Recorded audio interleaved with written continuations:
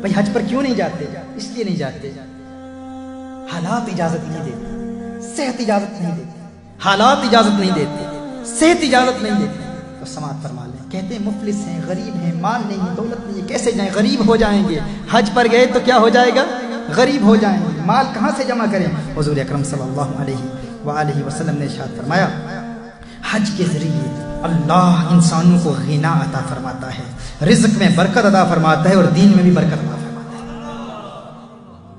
سبحان اللہ، سبحان اللہ۔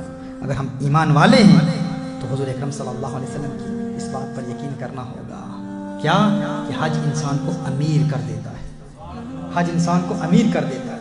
ایک مرتبہ حضور اکرم صلی اللہ علیہ وسلم نے اپنے صحابہ سے ارشاد فرمایا تمہیں ایسی چیز کا علم نہ دوں جو تمہاری غربت کو دور کر دے، تمہیں ایسی چیز کا علم نہ دوں جو تمہاری غربت کو دور کر دے۔ صحابہ نے اس کے رسول اللہ صلی اللہ علیہ وسلم ارشاد فرمایا، حضور اکرم صلی اللہ علیہ وسلم ارشاد فرمایا ایک حج کے بعد پھر حج کرو، ایک عمرے کے بعد پھر عمرہ کرو، امیر ہو جاؤ۔ اگر تم چاہتے ہو امیر ہو جاؤ، حج کے بعد حج کرو، عمرے کے بعد عمرہ کرو، اللہ تعالیٰ تمہاری غربت کو دور کر دے گا۔ یہ ایمان والوں کے لیے جنہیں اس بات کا یقین ہے،